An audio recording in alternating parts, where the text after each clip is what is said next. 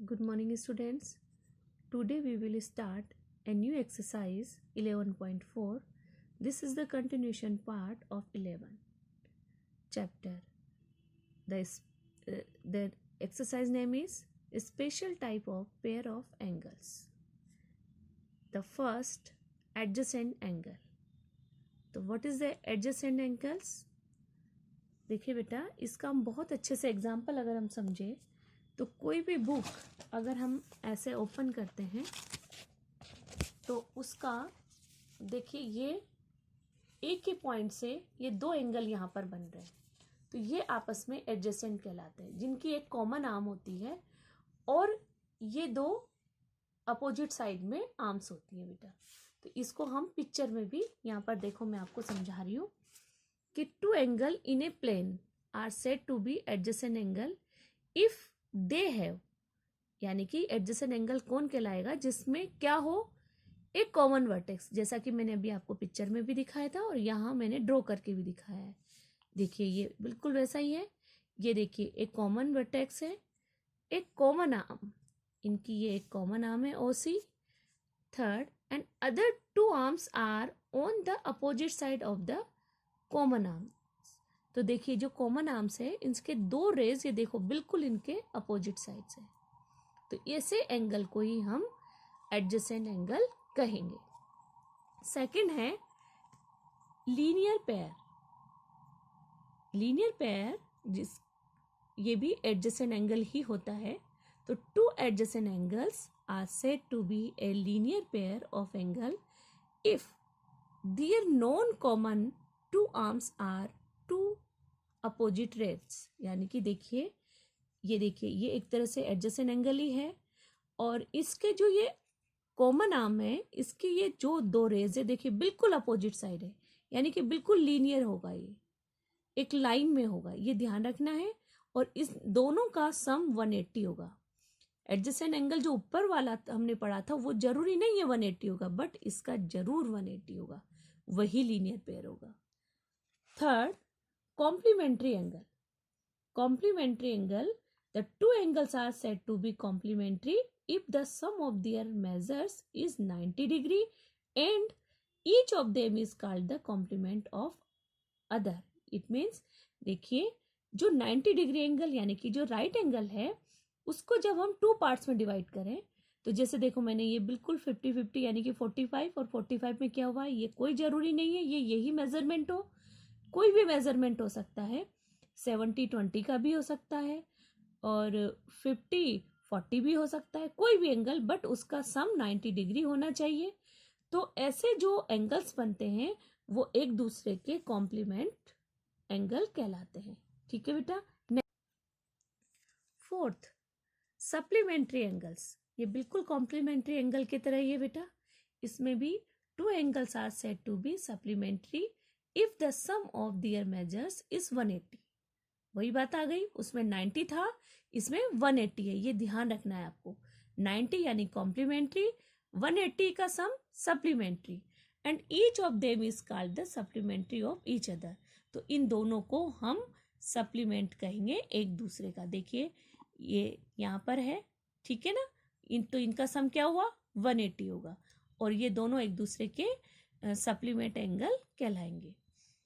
Question number 5 point, vertically opposite angles. Vertically opposite मतलब when two line are intersect it a one vertex, यानी कि अगर दो line एक दूसरे को इंटरसेक्ट करती है किसी एक पॉइंट पर ईच अदर, तो वहां पर क्या होगा, जो इस कॉमन जो ये वर्टेक्स है इसके जो अपोजिट एंगल्स होंगे वो वर्टिकली एंगल्स आपके सेम होंगे। जैसे कि 1 और 2 सेम होगा, 4 और 3 सेम होगा।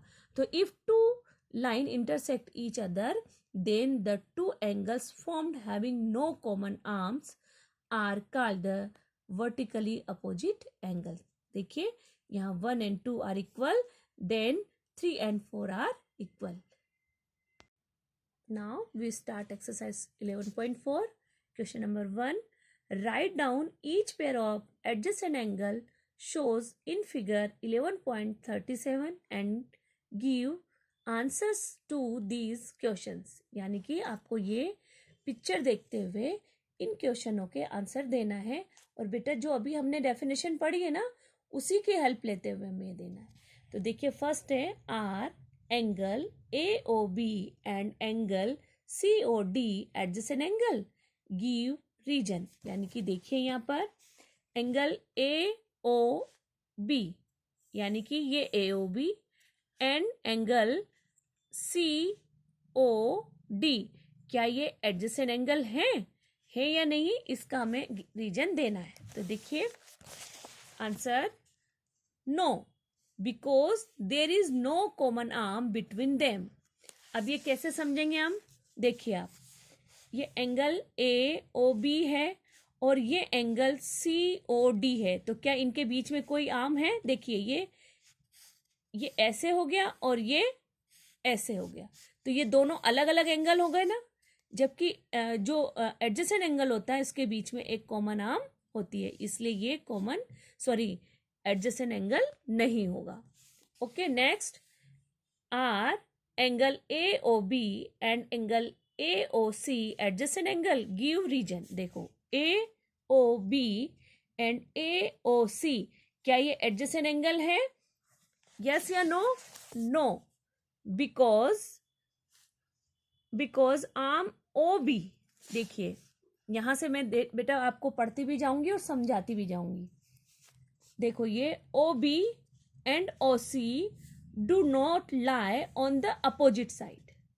ओके, ये अपोजिट साइड नहीं है ऑफ ए बी के, ये दोनों अपोजिट साइड होना चाहिए। अगर ये अपोजिट साइड होती तो ये क्या होती बेटा?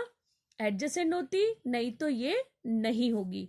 तो यही मेन कारण है no, because arm O B and O C do not lie on the opposite side of O A, so angle A O B and angle AOC are not adjacent angle. Clear?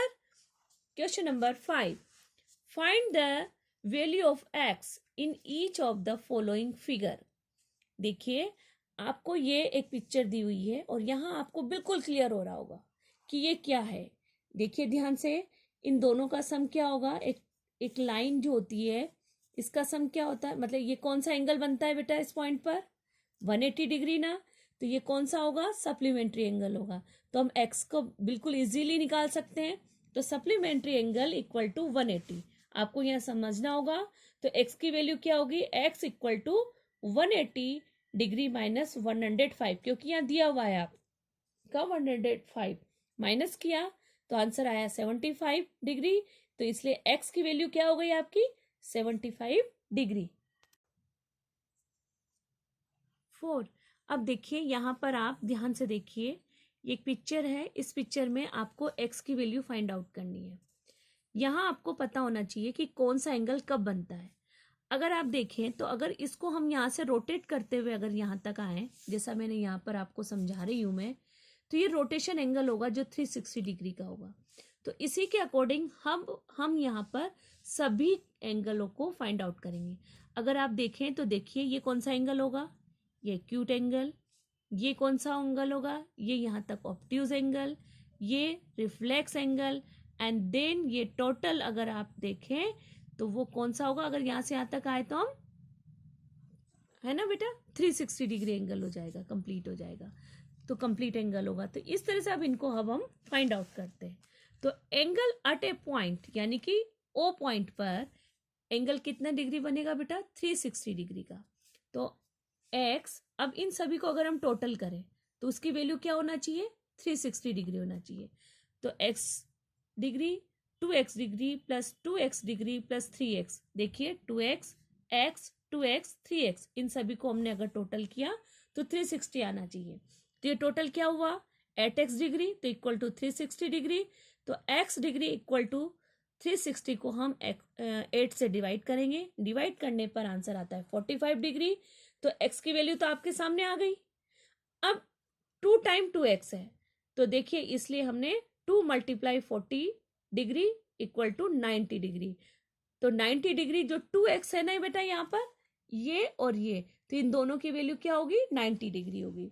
इसके बाद 3x की value निकालनी है आपको। तो 3 multiply 45 तो 135 degree. तो 3x equal to 135। अब देखो इसकी वैल्यू जो है यहाँ पर इसकी वैल्यू 135 डिग्री होगी। अब यहाँ पर वो कह रहा है कि देखो हमें फाइंड आउट करना है ये सही है या नहीं। तो x equal to 90 degree, 2x 45 degree plus 90 degree plus 135 degree, तो टोटल क्या हुआ 360 डिग्री। तो इस तरह से ये आंसर आपका सही हुआ।